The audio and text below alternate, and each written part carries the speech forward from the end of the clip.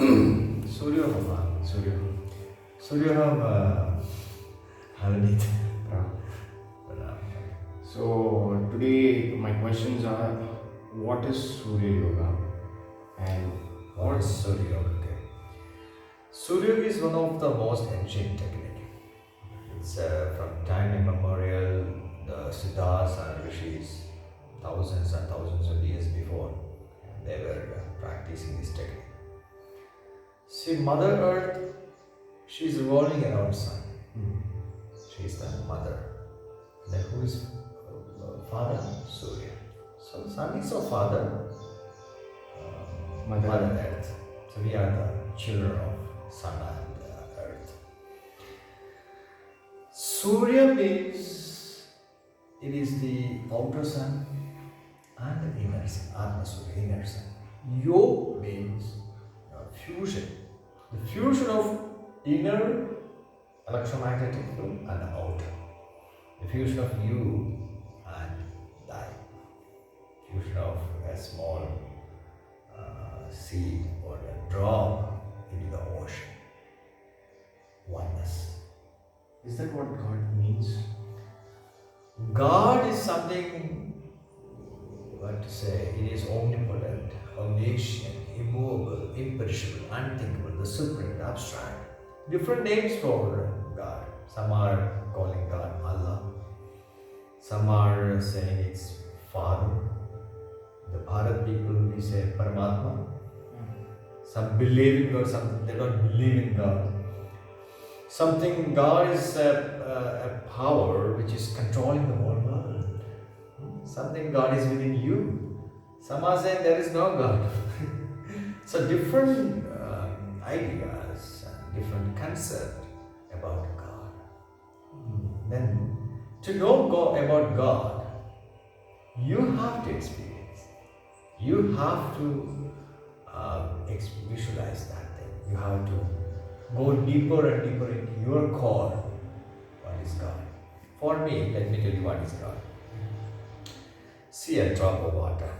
Okay. A drop of water is made up of atoms, molecules, electron, proton, neutron, positron, lasers, mixins, quarks, some atomic particles, Higgs boson, Hb. It goes on. It goes on. When you go deeper into that, it is called the Chidaakash inner space. When you go deeper, inner sun, and finally, nothingness. A drop of water is made from nothingness. Nothingness means matterless consciousness. So it's very difficult for a normal being, not you, the outer, to digest. But how long would it take us to experience this? I mean, we have all read it in books that God is this. This is how we experience it. This is how you do it. But how long does it actually take in? How complicated is it in the path of experiencing God? How was it for you? Okay. See, you're saying complicated. It is not complicated. It is the most simple and delicate, and it's like a leaf, it's like a flower, it's like a petal. It's very simple. Not too complicated. It is actually Zen. It's bliss. For example, when you sleep, the five sense organs you closed, mind closed, then go to sleep, silence. To experience God, not with sound outside, silence, stillness, patience. It's calm. Why hurry? When there are ripples in the water, in the pond, can you see the bottom? No, we can't. Ripples are like thoughts. Okay. Less thoughts, you can see the bottom. Why we are not experiencing God? Because we have thoughts. When you sit, someone told when I sit, I am saying females, no, sorry, not females, films. So, no thought, no vibrations, no other things. We need a practice. So, you are wearing a silver coin. Yeah. this silver coin is the most powerful key. It's the most powerful tool. It activates your chakras. It activates your sense organs. The self within. And the thoughts will be less. The more you activate the third eye, it is connected with thoughts, the eye movements.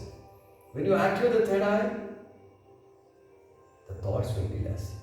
See, thoughts are felt, are triggered through the senses, right? Through the eyes. More messages. So are you saying that we just have to cut it off on the senses? Yes. The moment you close your eyes, ears, nose, thoughts will be chained. But Suryaji, you did mention that like we cannot exactly control the thoughts, we have to let it go. So how would you suggest me to like control my thoughts? Should I control my thoughts or should I just let it go? If I let it go, it just goes on. And it'll be like a series, episode by episodes. It just goes on, I just can't control it. Control, Okay. no one likes. For example, I'm controlling. Do you like? You don't like it. Navneet, you like it. Thoughts should be not pampered with love. You can't control, you're saying control. You can't. Allow the thoughts to come. Awareness. Thoughts can be slowly out with awareness. That's why you keep the coin on your forehead. And relax. You are aware of thoughts will be subsided. Thoughts are very dangerous. Who are you to control the thoughts? For example, who is controlling your eyes or your ears, your senses? No, who are you? The mind. You think, I am controlling. I am controlling myself. So we shouldn't control ourselves. We should let it go. Control is a type of mechanical activity. Okay. It's a type of artificial static concept. So forget about the control. For example, now you are sitting. Okay. There is no control. It is balancing. It is absolutely a natural rhythm. It is synchronizing. Going with the flow. Move with the flow. Once you move with the flow with awareness, the thoughts will be subsided. For example, we need a master for that, for everything. We need a guru. Me, I told very clearly, we are just teachers. I'm a teacher. Guru means from darkness to a light. The real guru is Surya.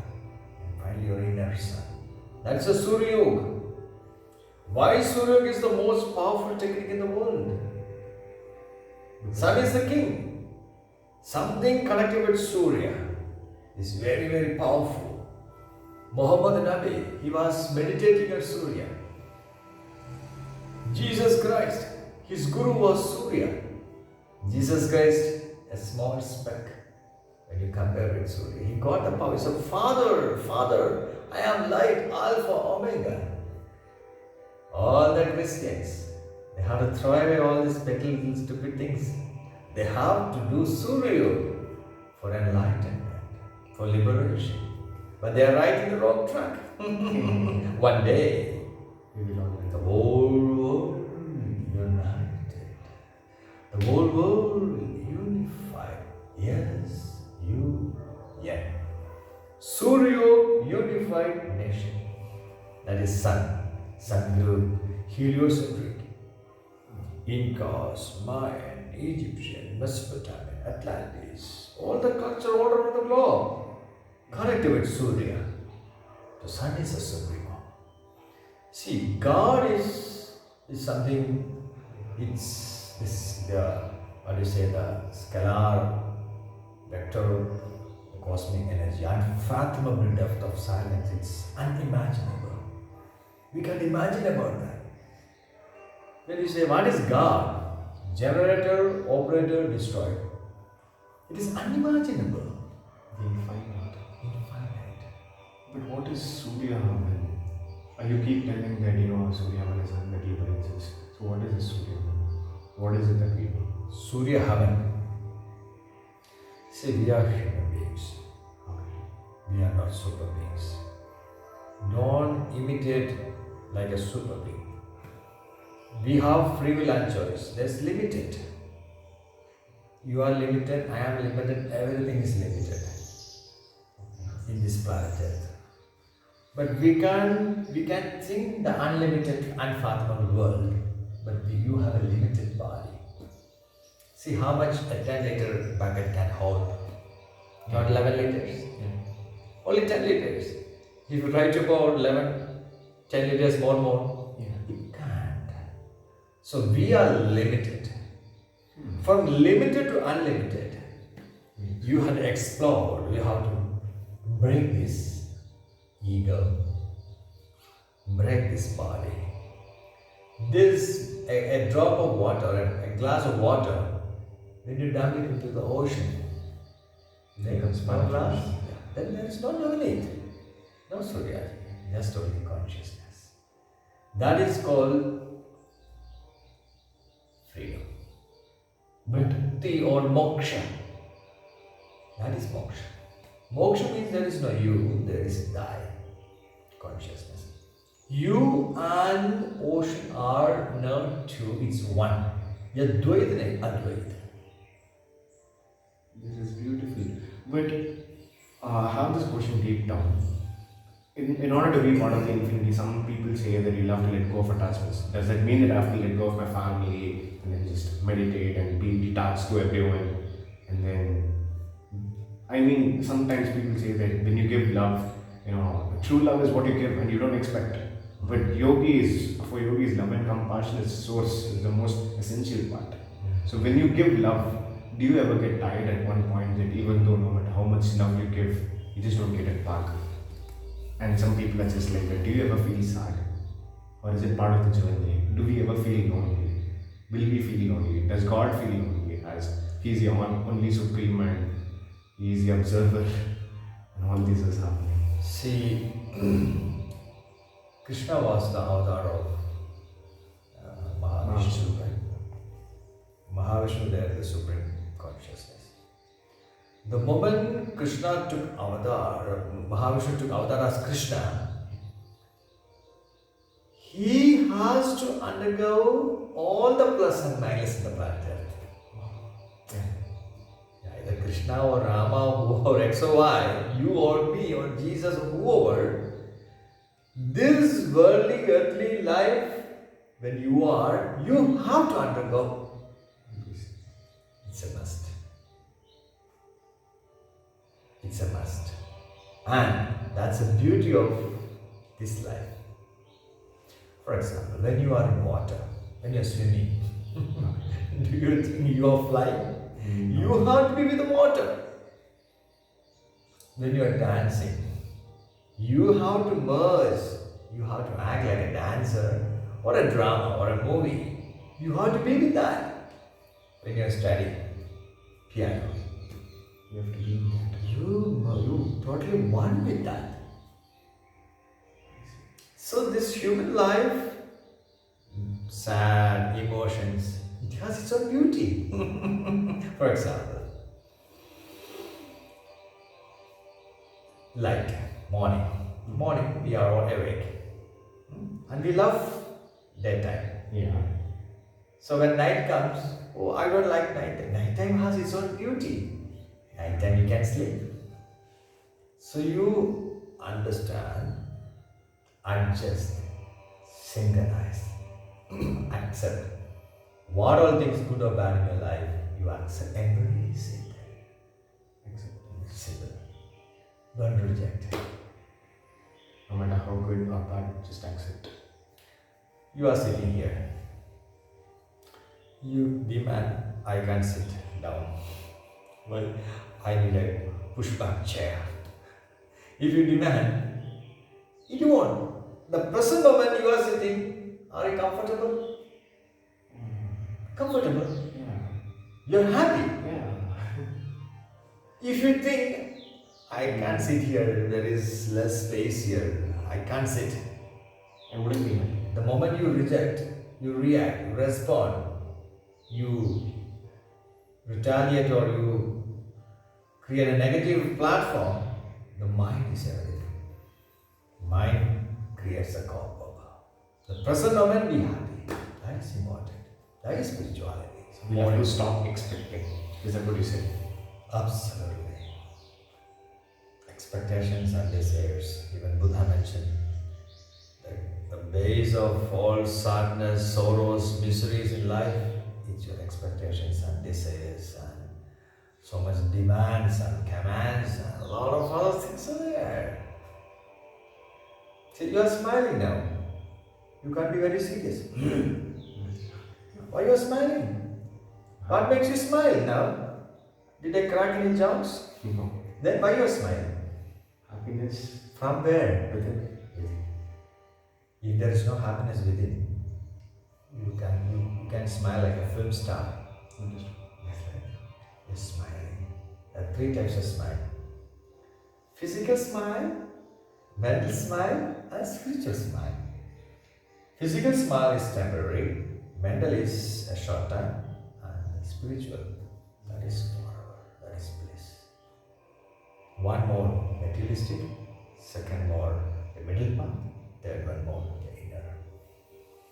That's why stillness is important, solitude, ecstasy, calm, quiet, peaceful, that is important. But Suryaji, you say that we have to take the middle path. But sometimes in this materialistic world, our karmic actions, like the jobs that we do, the things that we do, don't exactly let us be in the spiritual path. For example, let's say a butcher or a person at a chicken butchering house or something. So he has to work there for a living, but he is also interested in spirituality. So he has his own karma. So will that be considered as a karma? And of course, like we have, let's say that there is a nation with corporate leaders, and in the future or something, and when they command their soldiers to do something that they're not supposed to do, and then they take it for them, so will their karma go to the soldier or to them? Okay, that is a great topic. For example, anything you can do without a guilt or a gut feeling. You want to drink alcohol. If you think it's a sin, don't do. If you think it is not sin, you can do. Point number one. See the Siddhas, when they go, they take sometimes fish. They drink, Shiva used to drink alcohol. Don't think he is an alcoholic. At the same time, he sat on fire and meditated. Do this without any type of guilt feelings and attachments. Krishna was a brahmachari. He was with ladies. He told, I am not doing any of these things. I am witnessing. His body went over there. If that makes others happy, do it. This is something very complicated things. When I talk about, a normal being can't understand. Yeah. For example, it's called prick of consciousness. Okay. If you feel something, if you are in the yogic level, Yeah. there is no need to do all these things. You can or you can't. You are doing it not for yourself. The moment you eat food, okay, I am eating, I am enjoying. That is wrong. You eat food on behalf of thy consciousness. Then totally different. It's called Sakshibham Sthita Pragya Samavartam. These are something I am.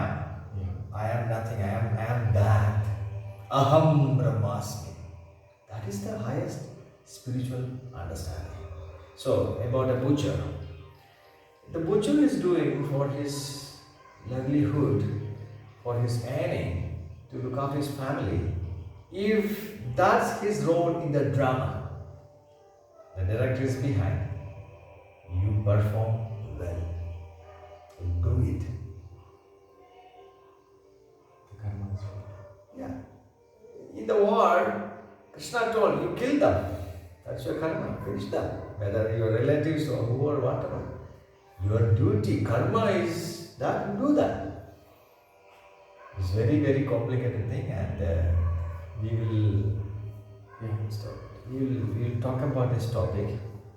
I'll edit this.